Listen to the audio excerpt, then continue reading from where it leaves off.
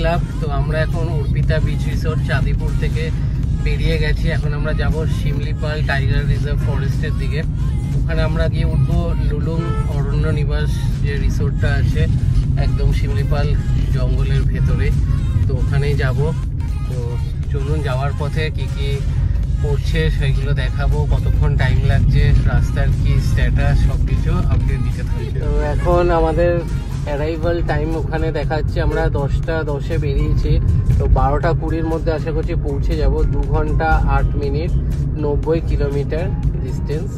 এই যে আজকে আবার দীপ্তনীল চালাচ্ছে ভেনু, পেছনে শ্রেয়সী, ঘুম।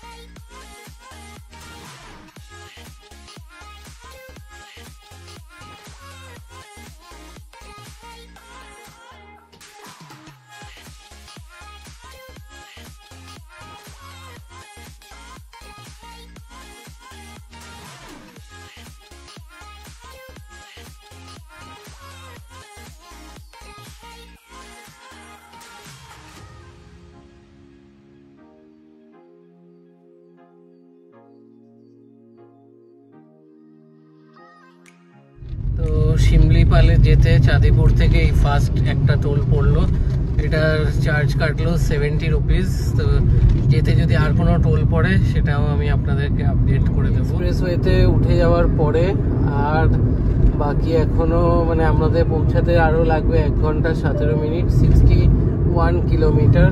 তো এক্সপ্রেসওয়েতে ওঠার পরে রাস্তাটা অনেকটাই বেটার হয়েছে, নাহলে এতক্ষণ ধরে ভেতর দিয়ে যেতে হচ্ছিল। এক্সপ্রেসওয়েতে উঠে যাওয়ার পর রাস্তা বেশ ভালোই, গাড়ি ভালো জোরে টানা যাচ্ছে।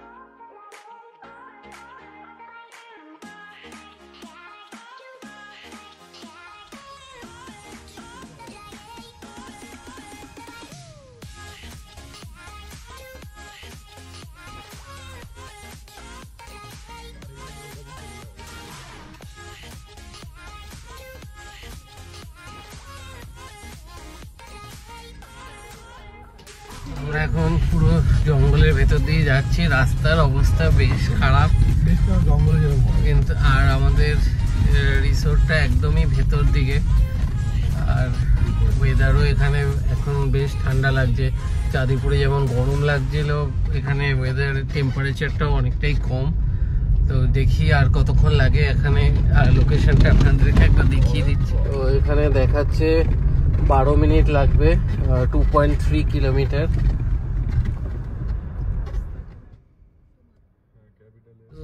এখানে রিসোর্টের আগে এখানে একটা গেট আছে যেখানে 4 হুইলারদের জন্য 30 রুপিস করে নিচ্ছে এখানকার ডেভেলপমেন্টের জন্য। তো আপডেট করে দিলাম আপনাদেরকে।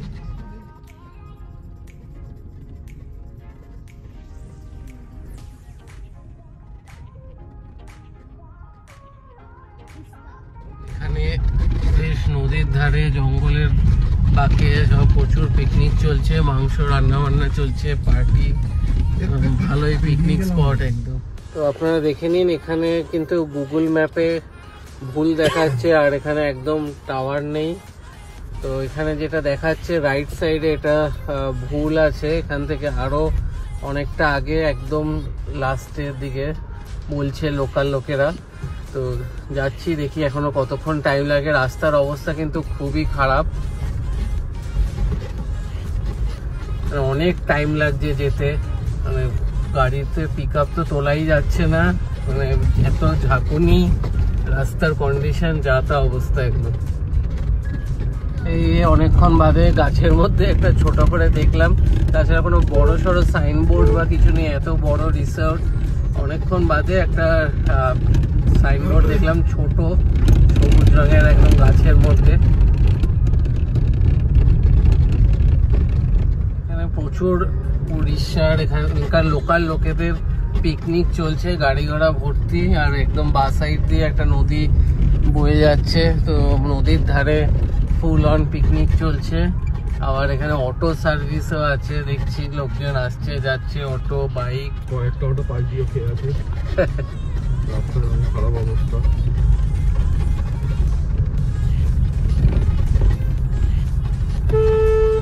একটা মেন যেটা প্রবলেম হচ্ছে, এখানে বোঝা যাচ্ছে না যে কত কিলোমিটার আর যেতে হবে। এখানে শুধু লিখে রেখে দিচ্ছে লুলুং অরণ্য নিবাস, বাট আরো কতটা কিলোমিটার আছে বা যেতে হবে তার কোনো আপডেট নেই।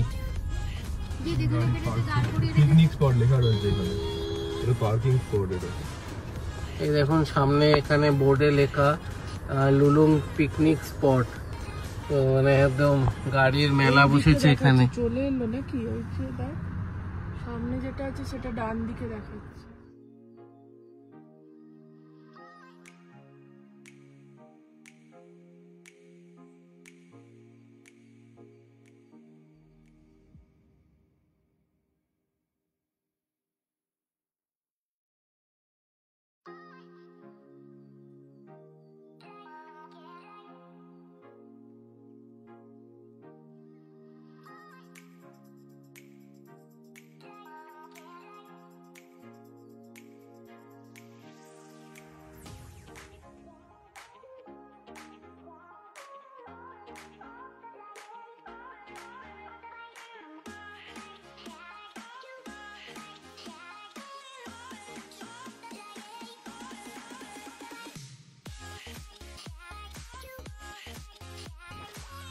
তো আমরা এসে পৌঁছালাম। রাস্তা কিন্তু বেশ খারাপ আর অনেকটাই টাইম লাগলো এই ফরেস্টের এই ভেতর দিকে ঢোকার পরে।